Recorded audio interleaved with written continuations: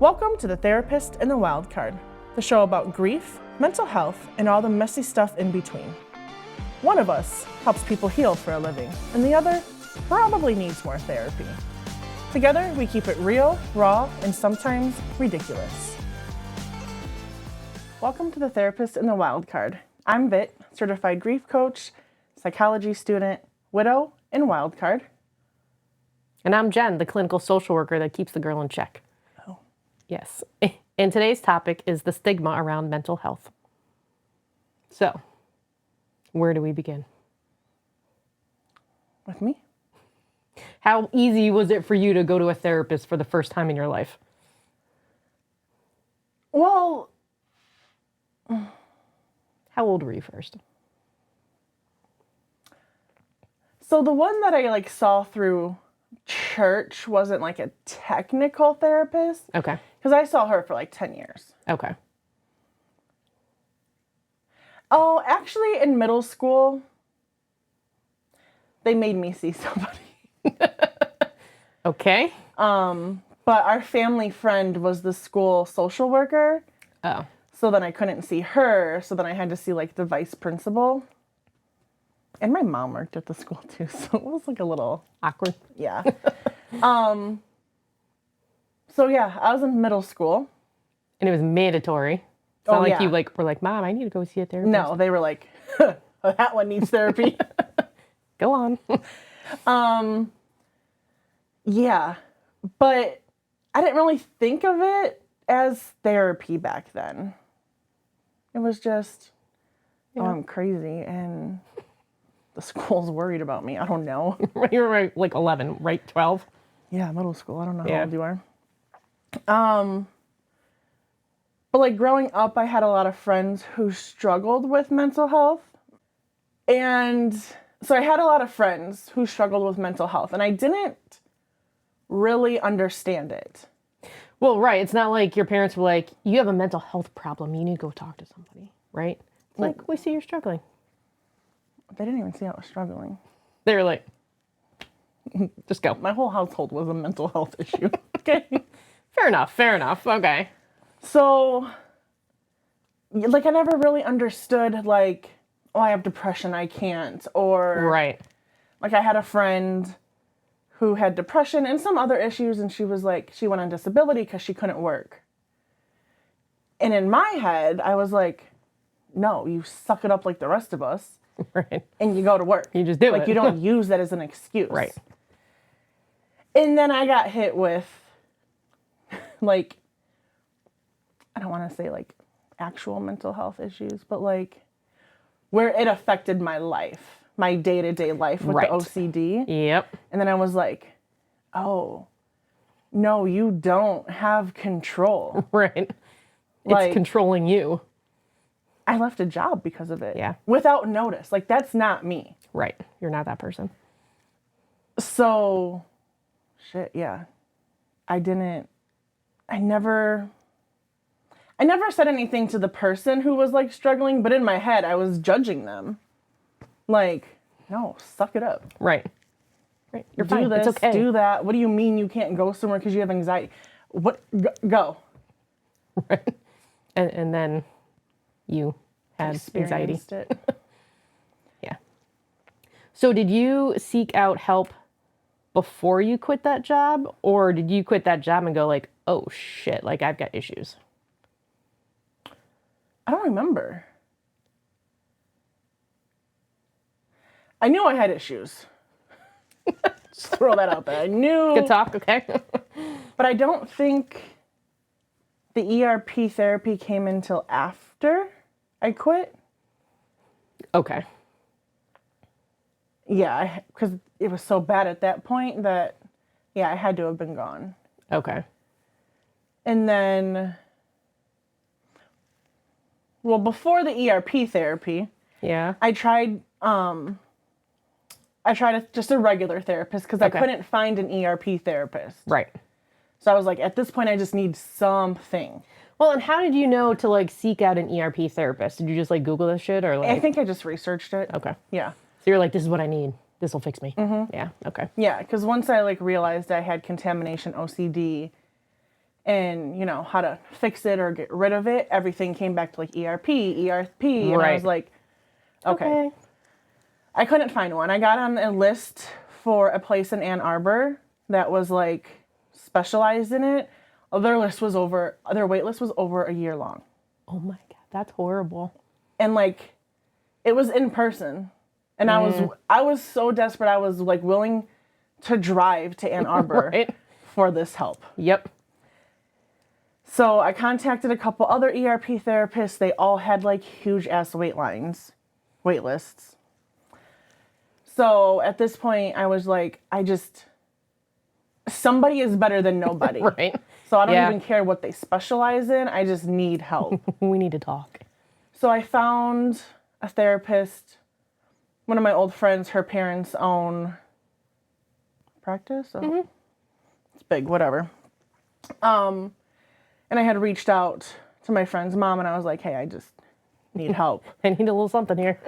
And she had set me up with a therapist and it was virtual. Was it virtual pre-COVID or COVID? I feel like virtual wasn't really a big thing until COVID. It had to be after COVID because remember it was COVID warts. My nose itches, sorry. Yeah, COVID, warts. ERP. Life. Okay. And I think it was like one session. And it just was not it. I was like, well, because it's virtual. So like I'm crying. It is a little weird, yeah. She, I don't think, realized I was crying. And so she just like kept talking and I'm like, can I get a minute? And you know me, like I'm personable. I need the person in front of me. Yep. So then I found another one. I just found her on my own. She had good reviews. It was weird. She did it out of her home. Like all sessions in person out of her home? Yeah, but it was like not in... She like had a separate office space. Yeah. Attached to her house that's like, yeah. Yeah. Yeah, some people have that. So, and she was kind of art-based. She was very sweet. She was very sweet. She was also art-based. So, and I know how you feel about art. I just felt like she didn't remember who I was every week. Oh. She remembered, so she was very big on Chris's family because she was like, okay, you know, you married into a very loving family. And because she was trying to like start with childhood traumas and like work our way up. Like she had me like close my eyes one day and she was like, now imagine you're a little girl and you're in the forest and what's the first thing you come to? And then did it. I was like, what? This is weird. Do you remember your answers? No, I don't remember everything. And then she had me working on my nose. Really itches. Sorry. You don't have to cut anything out. I'm not like that. I am. She had like a matchbox. You know what like a little S, like matchbox. Okay. And she wanted me to make like a shadow box out of it. Okay. Yeah. So I would just sit there and she would like put all these crafts in front of me. And then she would just like talk to me. And so like, I'm just doing this. It's giving me anxiety because I'm like, oh my God, she's like just watching me do this. And this is You're weird. Supposed to be creative and you're like, tell me what to do. Step by step, please. It was just like weird. Like, why are you making me do this? I'm like 30 some years old. Like, why? And I get like the method behind it. And she was like, see, you're not super focused, you know, because you're focused on this. So you're opening up more. Good job. Fucking pat yourself on the back. Good job. I hope this person never watches this. She was super nice. Yeah. And, fuck. Yeah, she was just. It wasn't what you needed at the time. No. Yeah. But I did it until I had gotten the ERP therapist. Okay. And then used her. That was interesting. I don't know. I don't feel like it helped for me. Yeah. I don't know if it would have been different had I been in person. Okay. But I don't think so, because I just went home and showered anyways. Okay. So So for you, you knew at a certain point you were like maybe not as a kid that you knew that you needed help, right? But when you started having COVID and the wart issue, you're like, I need to be fixed. When you're spending 2 hours coming home and cleaning off and like, I always thought I needed help, even like growing up. I'm like, oh, this can't be fucking normal. Like, I don't even like to sit on my couch with my outside clothes on. your outside clothes on. Yeah, but that was kind of just normal to you. Like, you didn't know any different. And I had talked to the person I was seeing at that time, and she was like, I'm not super worried as long as it's not taking up like chunks of your day. And I was like, no, it's not. So Life went on. he is exhausted. Doggy daycare. But when it started, like, I couldn't even go to work. I was just like stressed out, having panic attacks. Well, and you were with Chris at this point. Mm-hmm. So was Chris also like, you need help? Oh, there was no stigma of like, you're fine. It's okay. You'll be fine. It was okay, like, we're going to ask. If you don't get, it was to the point where if he was like, listen, if you don't like get help, like. This could kind of be like a deal breaker. Yeah, because he was like, I was like hurting myself. And Yeah. that's what did it for him. Like, he had a hard time seeing me like struggle so hard to the point that I was like hurting myself. Right. So, yeah, that was always what got him. Okay. So talking about like the stigma of like mental health, like Chris and you were married basically at that point, right? Mm-hmm. You know, had a good relationship. He supported you. When did you tell your parents you started in therapy? Or did you ever tell your family? I mean, they must have known at some point. No. So you never told them about the ERP stuff, I don't think so. Okay. No, they didn't know about the OCD. So they didn't know that you were in therapy. Okay, so They don't know about the OCD until they watch surprise these podcasts. Yep. Okay. So did you tell anybody other than Chris that you were in therapy? Yeah, a couple of friends knew. Okay. They didn't know. So they knew I was in therapy for like OCD. And a couple of my friends knew some of my quirks. They didn't know everything. The extent of it. Correct. Yeah. Yeah. Okay. So, but like my brother and Marilyn just watched. Did I tell you we watched the OCD Yeah, episode I knew you together? watched a couple of them. Yeah. Yeah. So, Surprise. fun. I was like, you know what? Let's just get this one over with. Right. Put it Rip all the out there. Band-Aid off. It's fine. Yeah. Watch your My little mic. Yeah, on your Yeah. box. I know. I feel bad. My feet were dangling on Oscar. It's kind of surprising since I'm so short, but yes, they touched him. Okay. So then you didn't tell anybody really. I mean, and I feel like when it comes to the stigma of mental health, like when you lose your spouse suddenly, it is acceptable. Yeah, I don't And think I expected. ever had like a problem admitting I was in therapy. Yeah. And my parents might have known, like I might have said like I have therapy tonight, but it was never like because I'm so fucking fucked up with this OCD. Right. So they didn't know about the OCD. Yeah. They may or may not have known I was in therapy. Okay. Well, that's the thing. I mean, I have clients to this day that don't tell people that they come. Oh, yeah. Right? Like, they don't want people to know. They're, like, I don't know. You're, like, labeled. You're judged, you know? You are. And a lot of people don't want to say that they're in therapy. Oh, yeah. And I could have seen myself being like that before. And now I'm like, You don't have a freaking therapist? What are you doing? what do you mean? I'm like, no, everyone needs a therapist. And they're like, well, no, I don't have trauma. And no, I don't care. You Right. still need like a source Right. to talk to who isn't related or knows your people or just like. Yeah. Well, I feel like nowadays it's way more common, right? And accepted. It's like a Versus, flex nowadays. Like, right? How many times do you see your therapist this week?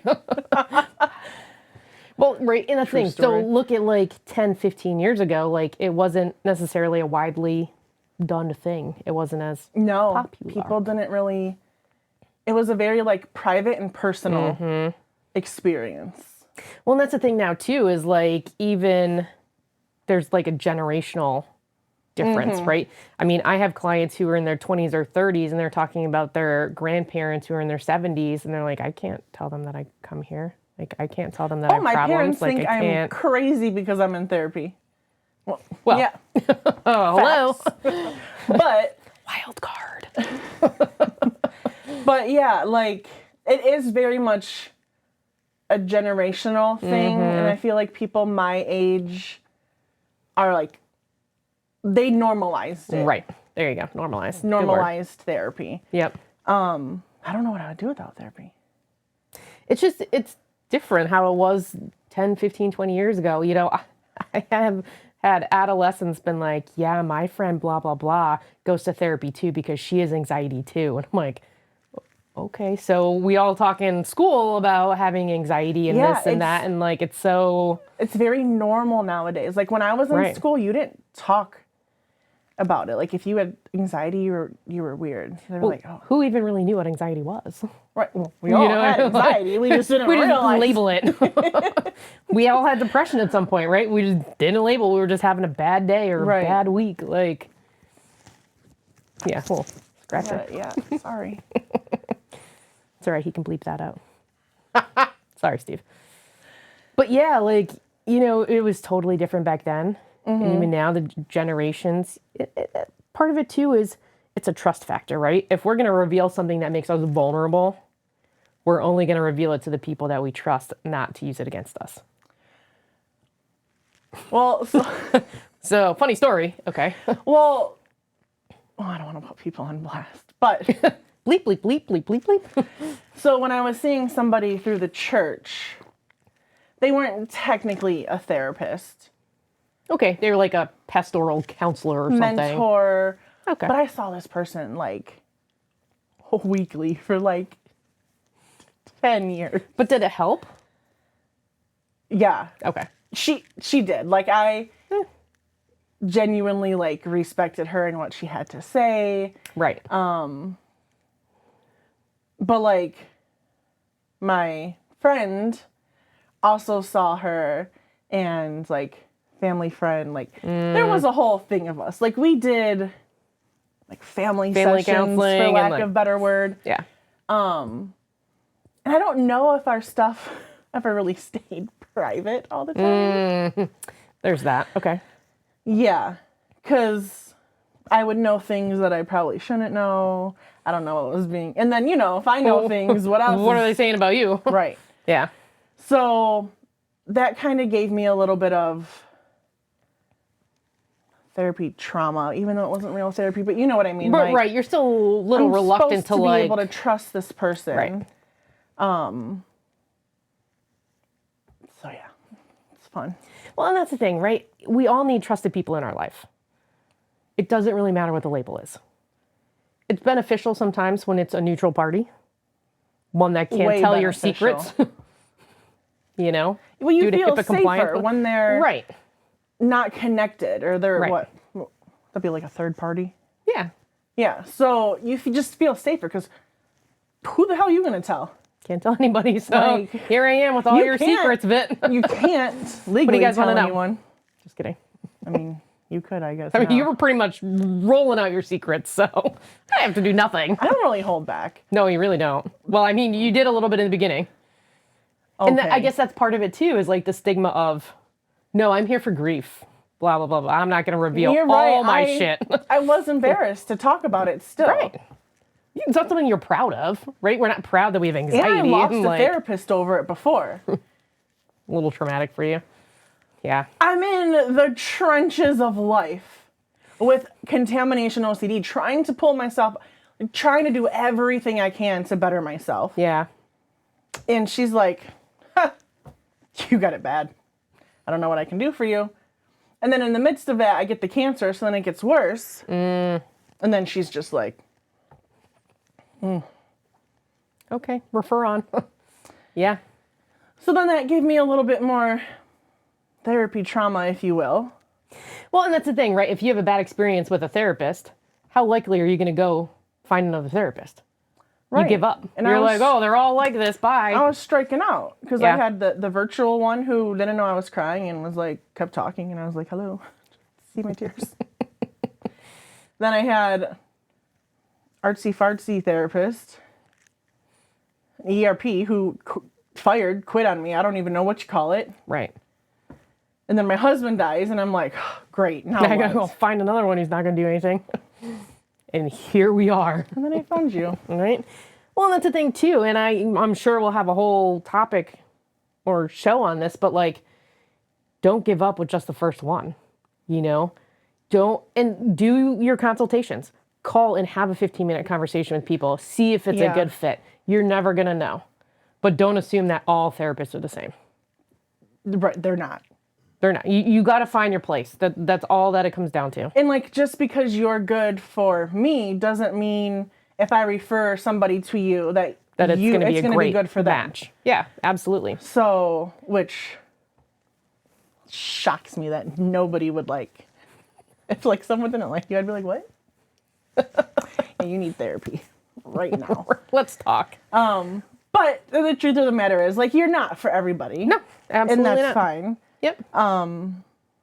Okay, but let me ask you this. Ooh, I'm scared. Scared. Good. Groups, right? Like support groups. There's a wide range of like support groups. You can hide behind a Facebook group. You're just a name and a little photo. That's all you are. It doesn't matter, right? But what's it like going and actually appearing in person to like one of these support groups? It's terrifying. Exactly. You never went in person to any of them until I encouraged you to go to that one. And you're like, okay, that's not so bad. And you took like a friend with you. And you were like, okay, right? I did. But like you run the grief support group for After the Rain, right? How many times have people gone in there like super leery about, I didn't know if this was for me, like every week. I didn't want to talk first, like almost every week. Yeah, I see the same thing at Smart. Yeah, you know, she was like, I've been super nervous to just try this out. Yeah, and by the end of it, you know, you've made new friends, and you're like, okay, right. But not every group is like that, right? So if you had a bad experience at a group where you felt you didn't belong, then why would you go and try a different group, right? And that's the thing. We just assume that all these things are the same. All these recovery groups are the same, right? I did AA. It's you know. And the people in the group make a difference. The dynamic makes a difference. And sometimes it's you don't like the people in the group, but you like the group. And sometimes you like the group and you don't like the leader. Exactly. Well, that's too, because sometimes like a leader can make or break a group. Oh, yeah. Right? But at the end of the day, I don't care where you find your people. You just got to find your place, and you can't give up early on. Because it's defeating when you have a bad therapist or a bad experience at a group, right? You're like, okay, nobody understands me. Not going to talk about it. And I know a lot of people will give it like one shot, but I'm a firm believer in trying it for like a month. Like if it's a weekly thing, right?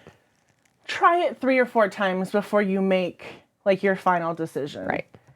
Because sometimes the first one is always awkward. You don't know anybody. You don't know how things are run, and then you kind of get used to it and you're like, oh, this isn't that bad. Right. These people are nice. Like, right. Everyone's a little shy the first time. Well, and that's the thing too. Like, I know that you've come to a couple of the groups here, and you didn't say anything for like 3 group sessions, and then finally you're like, blah, blah, blah, blah. They were calling my ass out in the beginning. Right? But you needed to feel safe and that you could trust these people. Yeah. Right? Because you can't control what they're going to go and do outside of group.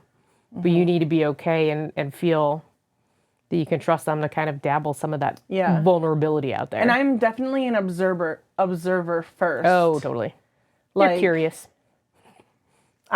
People will think I'm like the quiet one, and then when they get to know me, they're like, what the fuck? We thought you were like a quiet, reserved person. No. I'm like, no, just the first couple of times. Yeah, we're fine. We're fine. Yeah. All right, so I guess the moral of this is it's okay to be a little embarrassed. Oh, yeah, but do it. Do it afraid. Do it embarrassed. Like, what do you have to lose? Not much. You've already lost a lot already. So. But look at what you gained. That was her loss. There you go. It was her loss. Look at this. Look at us. Yep, exactly. So, and it's trial and error. Don't give up. But put yourself out there. Be vulnerable. Don't give up like my therapist gave up on me. Not her. Not her. Do your research, have your 15-minute consultations, make sure it's a good fit, right? And I feel like I did a lot of 15-minute consultations, and you can kind of tell if it's a good fit or not. Right. Like within a few minutes. Yeah. Well, and you don't have to tell everybody all your business. Your family members don't need to know everything. No, mine didn't know shit. You know what I mean? Like, and that's okay. I mean, when you're ready to put that out there, when maybe you have a deeper understanding of what's going on, right, then you can say, okay, this is what's going on. Mm-hmm.